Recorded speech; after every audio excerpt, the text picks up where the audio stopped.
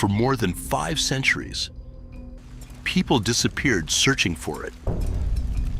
Entire expeditions vanished. Fortunes were lost. Lives were destroyed. But what exactly were they searching for? A place whispered about across continents. A place said to contain unimaginable riches. A place that would become the greatest treasure hunt in history. Its name was El Dorado.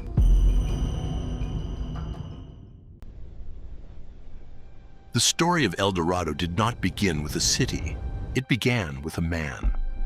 In the early 16th century, Spanish explorers arrived in South America searching for wealth, conquest, and gold.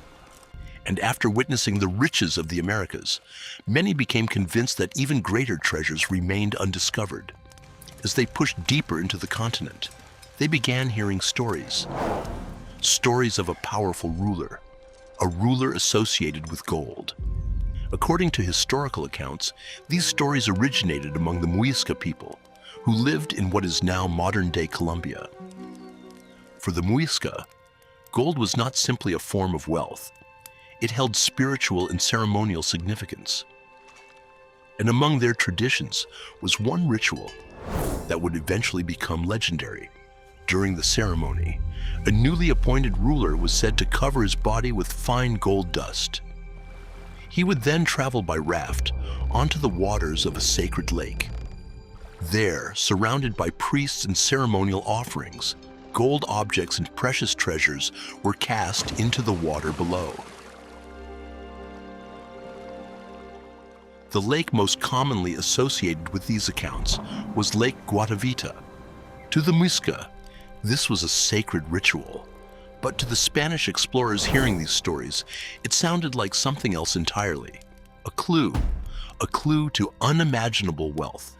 And as these stories spread across South America and Europe, they began to change.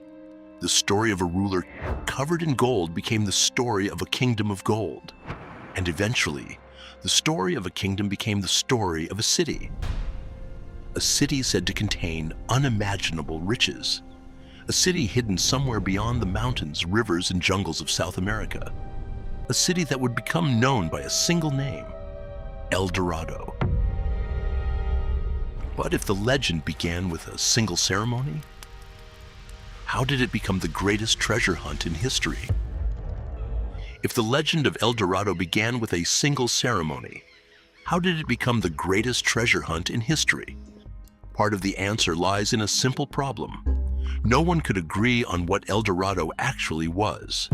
To some, it was a man. To others, a kingdom. And eventually, a city. But the contradictions didn't stop there. As stories spread across South America and Europe, the location of El Dorado seemed to change as well. Some believed it lay within the mountains of present-day Colombia. Others searched the vast plains of Venezuela.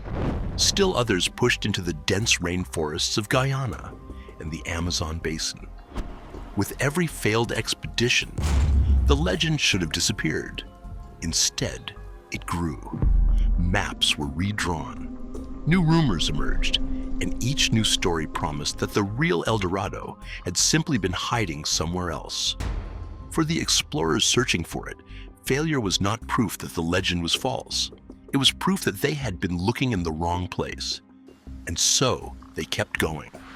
Across rivers, through mountains, into some of the most dangerous environments on Earth, driven by a belief that somewhere, beyond the edge of the known world, unimaginable wealth still waited to be found.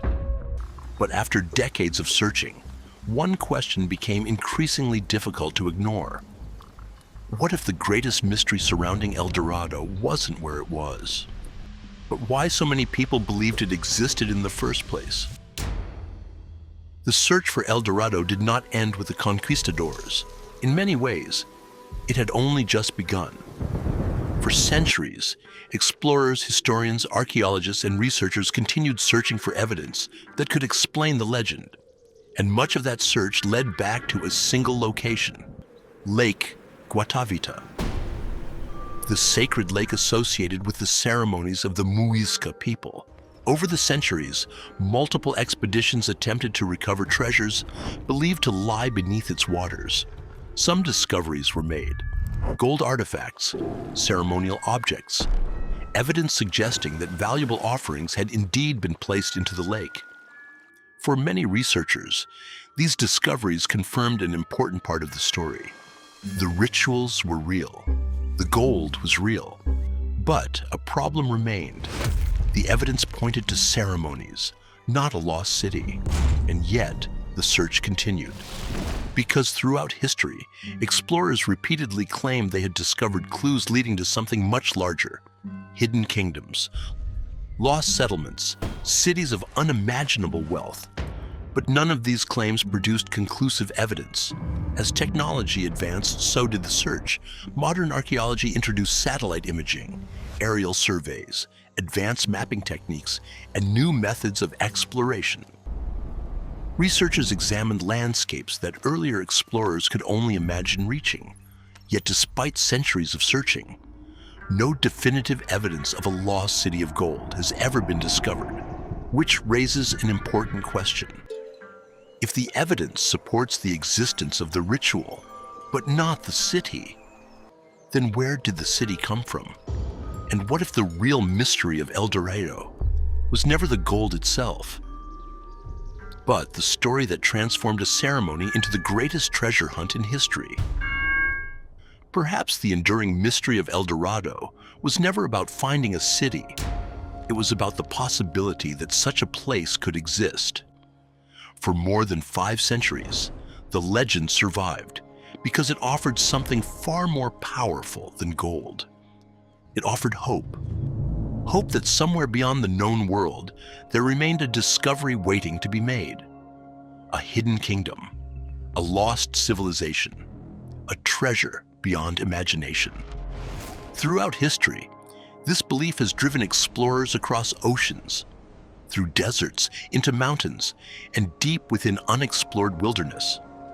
Not because they knew what they would find, but because they believed there was still something worth searching for. And perhaps that is why the story of El Dorado never truly disappeared. Because El Dorado was never just a place on a map. It became an idea powerful enough to survive centuries of failure, contradiction, and uncertainty. Today, historians, archaeologists, and researchers continue to study the origins of the legend. Not because they expect to discover a city made of gold, but because the story itself reveals something profound about human nature. Our desire to explore, our willingness to believe, and our refusal to accept that every mystery has already been solved. Because perhaps the real treasure of El Dorado was never the gold that people searched for, but the possibility that somewhere beyond the edge of the known world, another discovery still waits to be found. More than 500 years after the search for El Dorado began, the mystery still survives. Not because a city of gold was ever found, and not because every question was ever answered, but because the story refused to disappear. A story born from a ritual, transformed into a kingdom, and eventually into the greatest treasure hunt in human history. Today, the jungles remain, the mountains remain, and so does the question that has driven explorers for centuries. What exactly were they searching for? A city, a treasure, or something far more powerful? The belief that somewhere beyond the edge of the known world, the impossible might still exist. And perhaps that is why the legend of El Dorado continues to endure. Because sometimes, the greatest mysteries are not the ones we solve. They are the ones we continue searching for.